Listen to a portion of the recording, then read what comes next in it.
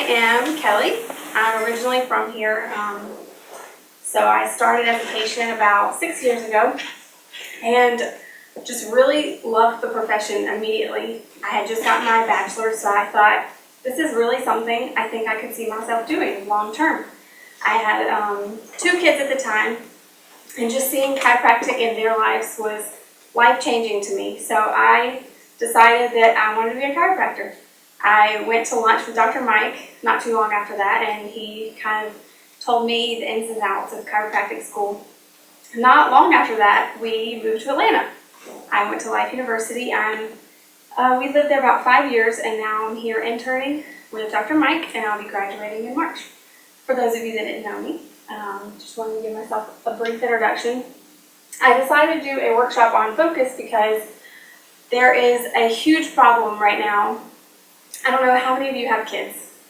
How many of you have kids under 10? So there's a gigantic problem with ADHD right now in America. There's 11% of kids ages 4 to 17 are diagnosed with ADHD. And that's, if you don't know, attention deficit hyperactivity disorder. So it affects a child's ability to focus. And so the doctors are diagnosing that based on symptoms, and they're medicating them. Of those children, the 11% that are diagnosed with ADHD, I think about, let's see, it says 6.1% are put on medication. So that's why this topic was interesting to me. As a mother, it's heartbreaking to see young children like that placed on medication for being too hyper at school or not being able to focus on their schoolwork.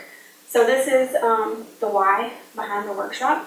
And so I wanted to kind of give patients and families alternatives to mainstream medication. So that's my why. The problems associated with focus all start in your brain. It's a neurological problem. So I have a quote here. It says, "The brain is the most complex part of the human body. This 3-pound organ is the seat of intelligence, interpreter of the senses, initiator of body movement, and controller of behavior. Lying in its bony shell and washed by protective liquid, the brain is the source of all the qualities that define our humanity. The brain is the crown jewel of the human body." So our brain and our spinal cord are the most important things in our body. They direct every function, and so they're very, very important to protect. And I guess, are all of you patients? So you already kind of get the importance of protecting your spinal column. And so the brain just goes right along with that, and keeping our brain healthy is extremely important. So the brain begins to develop at 3 weeks, and that's 3 weeks in utero. So a woman that's pregnant at 3 weeks, that's barely before she even knows she's pregnant usually. Your brain and your spinal cord are starting to develop. When a baby is born, the brain is actually not fully developed. So the baby is extremely dependent on that interaction with mom and the sounds and the lights and all of that for continued brain development. And this chart actually shows that your brain is still changing all the way into your 20s, and research has actually shown that even in late adulthood, your brain is plastic, which means it's able to be changed with certain stimulations or certain types of things. You can actually change your brain into adulthood. So, yeah, it's not too late. Exactly. So it says right here, it continues to develop, so you can teach an old dog new tricks. All right, so the very, very core of our brain, does anybody know what the cell in your brain is called? Oh, I guess it's already up there for you. Neurons. It's a neuron, right. So the cell in our brain is the neuron, and there's just a dense population of neurons in our brains, and that's what makes up the tissue that is our brain. And there are roughly 130 billion neurons in the human brain. So that's quite a bit of neurons, and that's quite a bit of cells that are needing energy from us. A little bit about the cell, the neuron, the dendrites are the little branched projections right here that receive the signal. So your neurons are the function of them is to send the signals throughout the brain, and it could be chemical or electrical, but they're sending and receiving signals all over. One neuron could possibly interact with thousands of other neurons. So they're all densely connected. And then they communicate through a synapse. And the synapse is right here. They don't, at the junction, they don't quite touch. And then these right here are neurotransmitters. And those are chemicals. We'll talk about them a little bit more in detail in a minute. But the neurotransmitters are the chemicals in our brain and our nervous system that help these connections to function. Right, and here we are. These are the important neurotransmitters. There's 4 of them right there: acetylcholine, GABA, serotonin, and dopamine. I'm sure you've heard of a few of those at least, but these are very important at the synaptic junction of the neurons in our brains for proper function. All right, I have a quick video for you. What do we know about the inner workings of the human mind?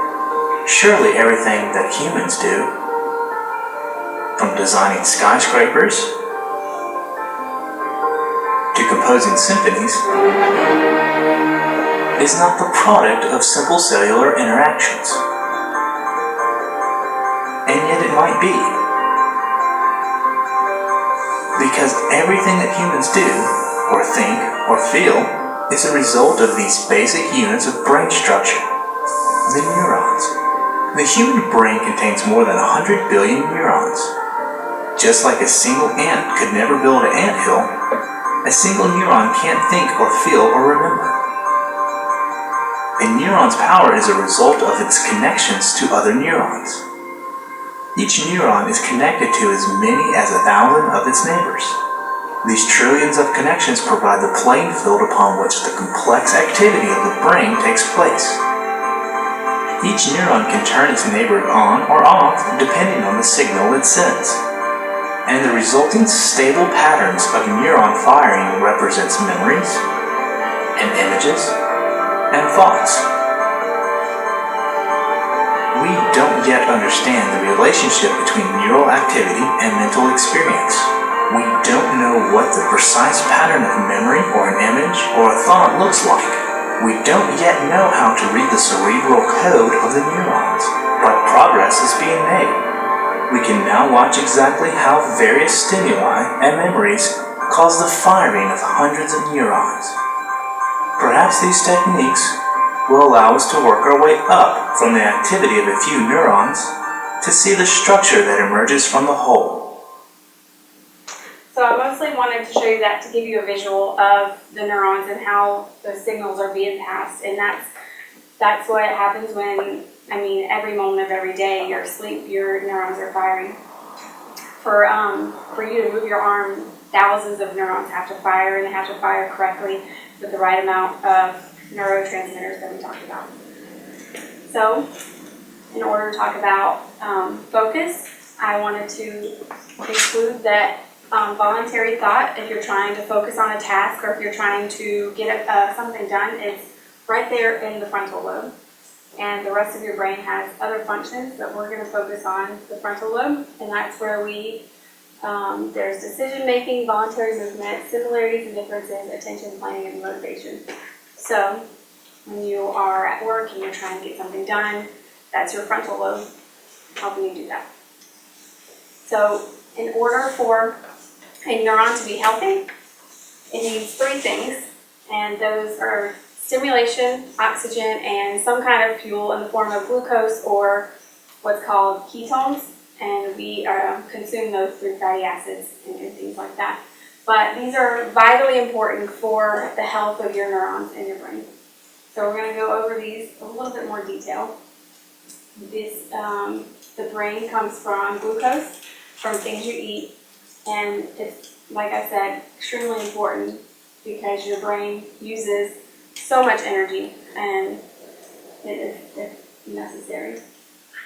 Right? And if you don't have those things, you have problems, obviously.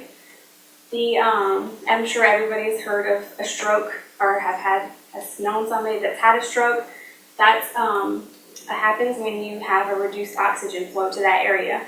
And the brain is extremely sensitive, and it doesn't take long to have permanent damage occur. So if you don't have that, constant supply of oxygen, you can have that tissue die very quickly, and that's stroke. You can also have what's called brain atrophy. They actually found that if you have an immobilized arm, say you broke your arm, and that is immobilized for any amount of time, I think 2 weeks was what they had looked at, that they can actually see in your brain, because it crosses over to the other side, they can see a measurable difference, and it actually gets smaller because of that lack of stimulation up through your spinal cord to your brain. So stimulation, like I said, is very, very important to keep your brain healthy. So we're going to go over a couple of things that we can do. And these are some conditions that generally people talk about when they have problems focusing. ADD, like we talked about before, it's mainly children, but adults definitely can have it too. Brain fog, a diet high in sugar, obesity, stress, anxiety. If you're stressed out, you're not going to be able to focus very well. Chronic fatigue. Obviously, if you're tired and didn't get much sleep, you're not going to be able to focus. Endocrine disorders, traumatic brain injury, heavy metal toxicity, and inflammation. These are just a snapshot of a few things that can go wrong and affect your ability to focus. And then this is the stats for obesity right now in America. And over in research, I found that obesity and diet was a huge indicator for poor cognition or for poor memory. So this is just some of the research I found. A diet high in sugar has implications for poor brain function. The name in parentheses is just the author of the research that they did. Diet rich in sugar and saturated fats decreases production of brain derived neurotrophic factor. We'll talk about that a little bit more on the next slide. Higher intakes of carbohydrates have been associated with lower cognitive function and obesity related to poor cognition. So as you can see, the things that you eat and your weight have a huge effect on your ability to concentrate and your ability to keep your brain functioning. And I just wanted to include this because I found that this was a huge indicator for how well you were able to focus. This is called brain-derived neurotrophic factor, and it's a protein that your brain makes, and it is responsible for the generation of new neurons, like we talked about before, how you're able to make new connections, and even as somebody that's elderly, their brain is plastic and able to grow. And then it's responsible for keeping the existing neurons healthy. So it's extremely important to keep your brain, the protein is extremely important for brain function. It says it plays an important role in the survival, maintenance, and growth of many types of neurons, and it's expressed abundantly in the hippocampus, hypothalamus, and cerebral cortex. The research I found, it says it's reduced in people with major depression and or type 2 diabetes. I also found that exercise increases the serum. Well, serum is in your blood, so it increases the brain-derived neurotrophic factor in your blood. So you can exercise and actually have a measurable change in your ability to focus. And they actually found that you can exercise and it can have this effect on your on the neurotrophic factor, but this effect is actually blocked by pharmaceutical agents. So you can exercise all you want, but if you're on the pharmaceuticals, it's going to hinder that effect that you're getting with the exercise. So, and then I found that diets high in fat and sugar reduce the expression, and this has been correlated with memory deficits. So it's definitely important to exercise, and you can have huge changes in your focus just from exercise, and they can measure these changes. And here are some things you can do. So if you're here and you have problems focusing, or if you have children that are on ADHD medication and you're trying to help them focus better, here's where to start. Avoid sugar and processed foods, like we talked about with the diet, how diet has huge implications for your ability to focus and process information. I found a couple of articles on a ketogenic diet, and it shows that a ketogenic diet can improve myelination in the brain, which is huge because that's another. They looked at functional MRIs and found that patients with problems with myelination in their brain had differences just being on a different diet. And the myelination in your brain is it's like the covering of each neuron that helps those signals pass smoothly. Like we talked about, regular physical exercises can increase the production of brain-derived neurotrophic factor. Obviously, plenty of H2O. I don't think I have to convince you. Nutrition and proper supplements, chiropractic care, core supplements, and targeted supplements. So we're going to talk a little bit more about the supplements at the end of that list. All right, and these are where to start. If you're deficient in any of these, this is where you need to start. Dr. Mike has a workshop on deficiencies, and that's definitely where you should start. So if you're deficient in any of these core supplements, you're going to have issues in other areas. And these are the targeted supplements for issues, specifically issues focusing. And we'll go over those a little bit more in detail. Deficiencies have been shown in children with ADHD. So they had children with ADHD, and they were looking at their omega-3s levels, and they found that they had deficiencies. And then they found that if they increased the use of omega-3s, that they had better attention. So that was some research I found. This is methyl groups. Methyl group is basically a carbon and 3 hydrogens bonded together, and your body uses them all over for different reactions. We can become deficient in them, and deficiency in methyl groups shows up in conditions like ADHD and autism. So there's actually a supplement for that, and this is a methyl donor supplement that helps you with those reactions. And then these are some natural sleep aids to avoid things like Ambien. So if you are having difficulty sleeping, you're obviously not getting the rest you need, and you're not going to be able to focus the next day. So there's 2 options for that. And then this is Neurocalm. It is really good for balancing those neurotransmitters that we talked about. And it says that it's good for anybody with anxiety as well. And I added curcumin. Has anybody ever heard of turmeric? I know a lot of people cook with it. Turmeric is actually really great for you, but there's only 5 to 7% curcumin in turmeric. So your body's not readily able to use the turmeric as much as if you're on a very concentrated supplement. And this is the C3 curcumin complex, and it is 95% curcuminoids. So it's extremely helpful with brain function. And of course, chiropractic care. Research shows that actually chiropractic care sends the signal straight through your spine up to your brain, and it provides that stimulation like we talked about that was vitally important for every cell in your brain.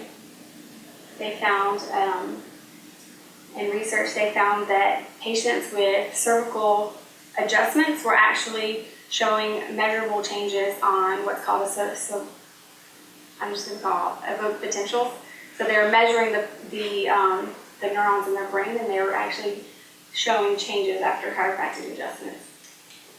So, in summary, we have 3 things that we know every neuron in our brain needs: stimulation, glucose or other fuel, and oxygen. And these are the things that we can do to help support those 3 needs. For stimulation, we have chiropractic care, which all of y'all are under care. We have exercise, that extremely important for stimulation. And then mental exercises. You can download an app on your iPhone or a tablet, and you can look for mental exercises, and that just challenges your brain in new ways. Glucose or other fuel. Nutrition is extremely important, like we talked about, the avoiding sugar, avoiding processed foods, and making sure on really good supplements. And then Oxygen is another one that's extremely important, and that is increased through exercise. The more you exercise, the blood's going to flow to your brain and bring that brain oxygen. And then you can also do liposomal vitamin C, and then you can make sure your arteries are healthy, because if you have any kind of plaquing or blockages in your arteries, your brain's not going to get that oxygen that it needs. Dr. Mike has a workshop on, what's it called? The workshop on arteries. There's a heart disease workshop. So make sure and check that out. Do you have a question? Sure. So you talk about the exercising your brain. Mm-hmm. I've also heard that even the brain stimulation is like basically playing games. But naturally, we like to play games that we're good at. So at least we feel like we're accomplishing something. Right. I've heard actually you should be doing the opposite. You should actually be focusing on the things that you are not good at. Because that's actually building those connections and creating new paths in your brain that you wouldn't have before. Yeah. Because if you're doing the familiar over and over, those pathways are already built and strong. So if you're challenging your brain, doing the things like you said that you're not very good at, you're building those new connections and you're growing those new neurons to get good at that. So just keep practicing. I have a question. Sure. That ketogenic diet, or how you say that, have you ever heard that that's good for children with seizures? I found a little bit of that in research. I know somebody Quite a bit, that had actually. a child who was on like 4, 5, 6 different medicines. The doctor was sort of just about to kill him, I think. And he got on that diet and he's been seizure free. Yeah, that actually, I do all my research through PubMed, and that came up quite a bit, the ketogenic diet and decreasing seizures. And I believe omega-3s, increasing omega-3s also helps with It was seizures. amazing what happened to that kid. Yeah. It's incredible the implications that our diet and supplements have on our health. It blows me away how powerful it is. Any more questions? Sure. So, like the Neurons and Neurocalm, is that okay for children to take, like 10 years old? I don't know. Depends on the situation.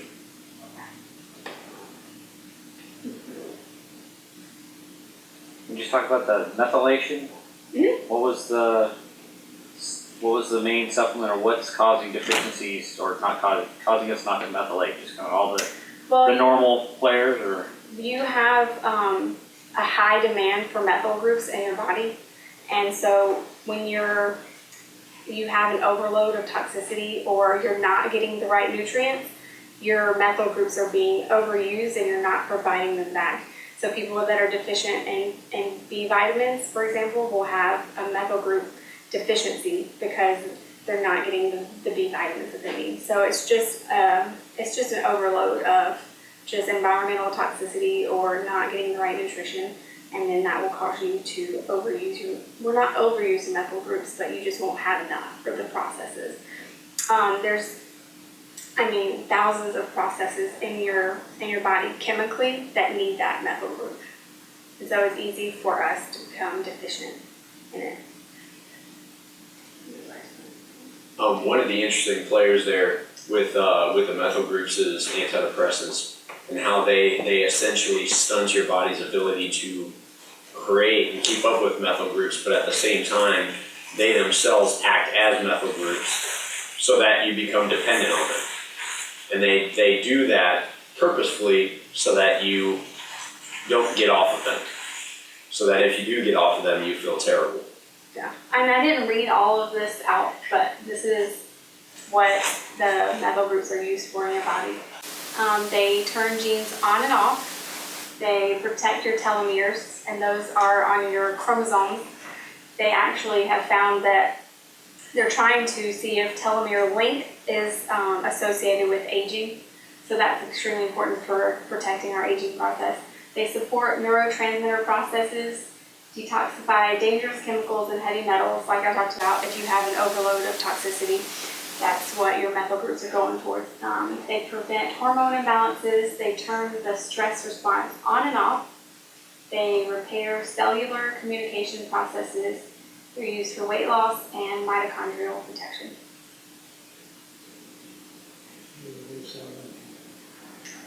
It'd be a real wild card if you have methyl, if you're not methylating, I guess that's the proper term, right? Then you can have all kinds of, Yeah, there's a whole list of things. I only mentioned ADHD and autism because they're kind of relevant to this workshop. But if you aren't adding a methyl group, you can have. I mean, there's a whole list of problems. You can actually also be over. You can have overabundance of methyl groups, but that's a very, very small percentage of the population. There's an excellent article on our website on the research tab called Methylation, the Alchemical Wizardry. And so if you want to understand the process a lot more and how important it is, it's an excellent article. And it discusses the more in process as well. Yeah, and a lot of these things I talked about that you can do, like the omega-3s, they have implications for things like Alzheimer's and dementia as well. But I just focused on the ability to focus. But these are all really great for you. Any other questions?